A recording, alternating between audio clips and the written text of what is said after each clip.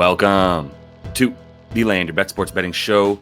Looking at the NBA on Thursday here. Just 5 games to choose from and a couple teams on a back-to-back. So we've only got 3 games as I record this here for you early on Wednesday night. Still got a lot of the games going on. Not looking like a great night in the league tonight across the association for us. But we'll take a look at how we did real quick so far. About half the bets down, half of them to come.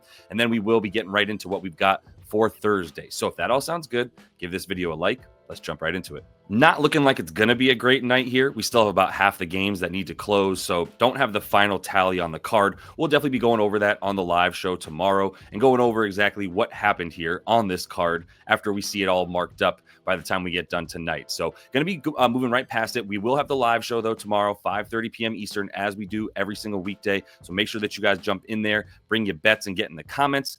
I'll take a look at what you guys want to look at together, and then we'll find that value. So hope to see you guys there. But let's start to get into what I've got in the early card here for Thursday.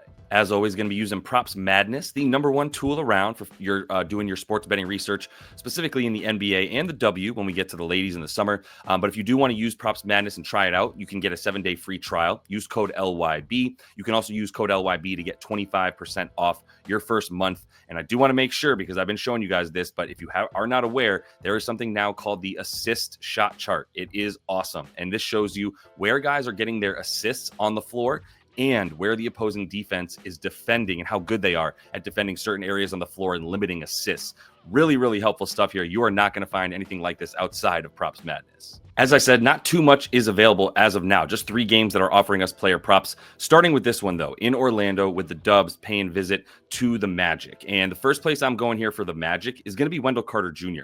I was trying to watch out in this last game. You see against the Cavs, they got smacked, so it doesn't matter. But Wendell Carter Jr. still got 26 minutes in that game. And I was worried for him that he might be losing some minutes to Goga. And then Goga just clearly proved he's still not okay. This was a blowout, so we can't do much with it. But the fact that he played 26 minutes in the blowout already feels pretty good.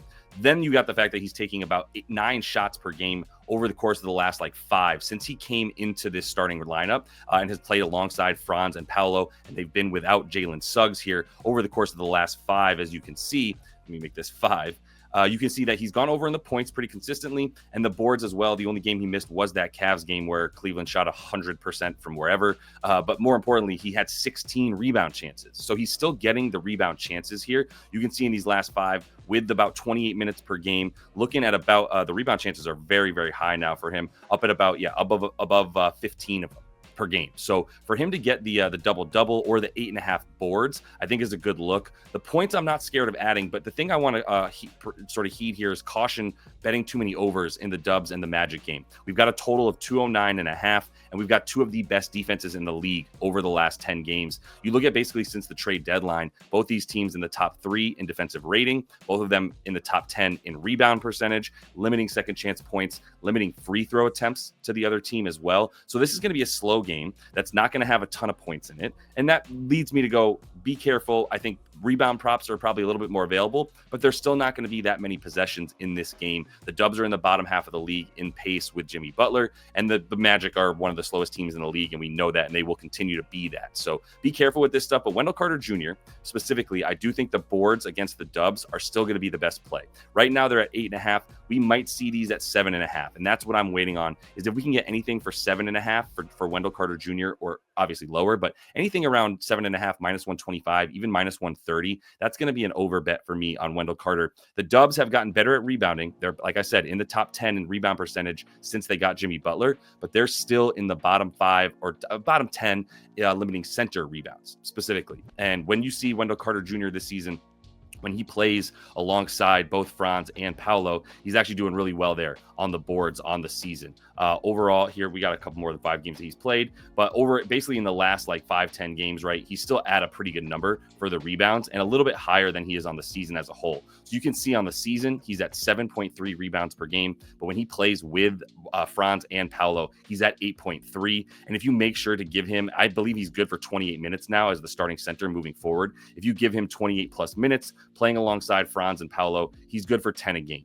So I think we should be banking on him having close to a double-double per game moving forward, and he is going to be locked in as the guy playing 28 to 30 minutes at the center position for the Magic. On the other side of the ball, looking at a bet for Jimmy Butler. And I think the assists, if we can get this 4.5 number to move our way a little bit tomorrow and just stay under minus 140 for 4.5 assists, I think that's a great look against Orlando. Now, Orlando is a tough team to get assists against. We got to know that. They are second best limiting assists. So it's not like this is a total matchup play. But what we've seen from Jimmy in these 7 games that he's played with the Dubs here, if we just look at those 7, obviously a nice hit rate, averaging 5.4, and even in the 2 that he went under, right, against the number 1 assist defense in the Rockets, he only had 4 in that game, and 4 against the Bulls in their first game, which they blew the doors off of them, still had 14 potential assists. If you look at him in these 7 games with Golden State, looking at 11.3 potential assists per game in these 7 games right here. And the thing that I'm really liking, you have to watch a little bit of tape, and I grinded a little bit of it, and I've watched every single Dubs game since Jimmy's been there. But if you look at the way that he's playing, he's running the pick and roll with Steph. He's the roll man alongside Curry. Curry often gets double teamed at the top of the key, which I think we're going to see. I know we're going to see them make sure that they hedge out on Steph Curry for the Magic on defense, which is going to mean that the pass to Butler is now open.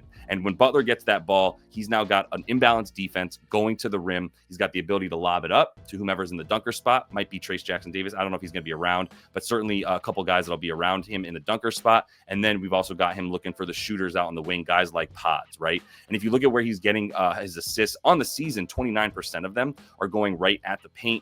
And I think that's the key here, is that he's going to have this stuff down low. And even with Wendell Carter Jr. out there so busy trying to block shots once he has to go up against Jimmy, that's going to leave the dish for him available. So I like Jimmy to get the dimes here. If we can get 4.5, if it's at 5.5, I'm not taking anything worse than like plus 110. I would take a little bit of plus money here for Jimmy to get 6 dimes, but now we're playing with fire here. So I think the assist at 4.5 is the way you try to play this for Jimmy Butler here for Thursday.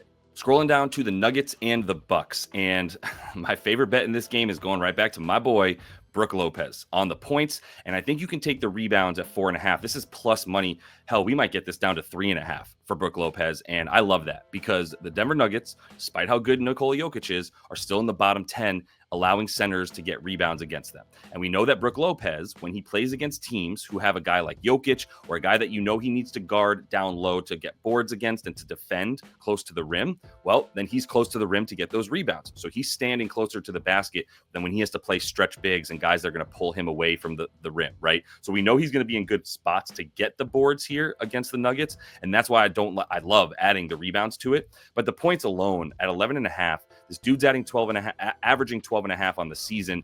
And the key here against this Nuggets team is that they are the second worst defense against spot-up shooters. They give up the most assists per game in the league. Here does Denver, and that's going to lead to a lot of open shots at the top of the key because God love Nikola Jokic. His big ass is not trying to come out to the top and guard guys like Brook Lopez shooting 3-pointers. It's a big reason why the Nuggets give up so many threes to centers. And this is a guy that if you're bad at defending center threes and you're bad at defending spot-up shots, then you're going to be bad at defending Brook Lopez. So I'm really going to like him to get the 11.5 points. I'm waiting to see what happens with the boards. If these drop down to 3.5 for the rebounds, I'm going to take it. Like minus 150, I'm going to take it. I'm probably going to ladder it to get 5+ as well for some plus money. And then I'll be looking at if we can get this to 15.5 points and rebounds. I'm probably going to have a lot of exposure on Brook Lopez. Like he's going to be his performance is going to help or not help me make some money here and lose a lot because I do think he's in line for a big game. Centers are in line for big games against this Nuggets squad. And I still don't know if you're going to see Giannis playing a full slate of minutes here. He played 32 against the Rockets rather in a game that they needed to win and they didn't, right? They lost by 3 and they cannot afford to lose ground in the East. So the fact that he only played 32 in the last game makes me believe that I need to get some info that he is in line for a full slate in this game before I would feel comfortable betting on him, which means there's going to be value on Brook Lopez here. If we get even a hint that there's going to be a reduction in a cap to Giannis's minutes. So love adding Brolo to this. And the only thing about Denver is I don't love anything specifically right now. All of this is fair. Like all of these lines are very fair for them. The one thing I was considering, and I will be talking about them on the live show tomorrow, 5:30 without question, is an under on the rebounds for Aaron Gordon, but they're at 4.5 because I think the books are correctly pricing in the fact that power forwards and the guys who are responsible for guarding Giannis are not good for rebounds, right? You're guarding the guy that's either going to put you under the rim or eventually take the shot regardless, right? So Aaron Gordon might be strong enough, one of the only guys strong enough to deal with Giannis, but that does put him in a horrible spot to get the rebounds because he's going up against the guy that's getting a lot of the shot attempts. So I'm going to be looking at under 5.5 rebounds. If we can bump this thing up to 5.5 for Aaron Gordon on the boards, we're going under. Only other game we have props for is this Pelicans and Suns game. And quick reminder, if you are getting anything out of this, go ahead and give this video a like. Make sure to subscribe to that page. Don't miss any of the live shows, 5:30 p.m. Eastern back on Thursday, and trying to bring you these the night before as often as possible to make sure you guys have some looks for yourselves for the next day. But looking at this Pelicans and Suns game, man, talk about two putrid franchises right now who probably came into this season thinking they were going to have way better seasons and are now both going to miss the playoffs. I think we're finally there. Pelicans actually, interestingly, beat the Spurs twice in a row and then went, oh crap, we're ruining our potential drafts prospects and future prospects. So this game, they're not playing Kelly Olynyk or Bruce Brown for rest. Both guys are completely healthy and both came in and helped them win games in these last two against the Spurs. So now they're sitting. That's called tanking, right? But let's look at the starting point here for the Phoenix. I think we got to go back to book assists. And I know we took 7.5 for plus money in this last game against Memphis. He had 17 potentials and 10 assists, and he had 9 of those assists before OT. So only 1 dime in OT, still got the over 7.5 before the extra 5 minutes in that game. And the 7.5, while it's right at the number that he's at on the season, it's like, if you're looking at his season averages, you're going, man, this is a little bit high for a guy averaging fewer than 7 assists on the season. The thing that's interesting here is when you put Kevin Durant and Bradley Beal in the game with him this year, he's actually looking at more dimes. He's at 7.5 per game with those guys. And in these last 4 games, since Bradley Beal has come into the starting lineup, you've seen him go over in all 4. Yes, he's only at 8, but the potential assists are what we're talking about here at about 15 per game, 15.3 in the last 5. That should be good for 8 assists for this man, especially on a team that's filled with shooters like Brad Beal and KD and Grayson Allen and Royce O'Neal. So you're going to see shooters around him all the time. And I don't know how many minutes you should really even expect from Nick Richards. If you look at him in the last game, he played 16 minutes, including OT. He's just not right for most of these games. He might have a decent matchup against Yves Missi in this one. But the point is they're going to have shooters out there consistently. You're going to see some Bol, which means you have 5 shooters out there and 4 of them alongside Devin Booker. So the potential assist for him up at 15, I believe we're good for that. Again, in this game, at least 15. And you can always expect mid to high 30 minutes for Booker. So I have him projected for 35.5 minutes, looking at about 9.5 assists in this one. So happy to take him on the dimes over 7.5. That's my favorite play for him. And to be honest, the points are probably pretty good too, especially for he or Brad Beal. But if you're going to play a points over, I would not be playing Kevin Durant. I prefer the Brad Beal, Devin Booker looks in this game. One more look in this game. Don't look now, but Yves Missi is boarding up and chewing glass a ton. Now this is 9.5. At minus 105, and to his credit, he's at 8.2 boards on the season. The thing that really gives me hope about him is the last 3 that he's played with Zion being out there. You look at the games this season with Zion, it's pretty bad, right? It's much worse than the normal. It's up to 7.5, but this was at about 6.8 per game as opposed to like 10 per game without Zion. So the numbers were pretty stark, but in these last 3, he's been up to 24, 23, and 28 minutes that he's played. And that was with Kelly Olynyk out there, and he was still getting a ton of minutes, even though a new center came into the fold to take some of those from him. They still played him at least 23 in these last 3 games. And now we've got Kelly Olynyk not playing in this game.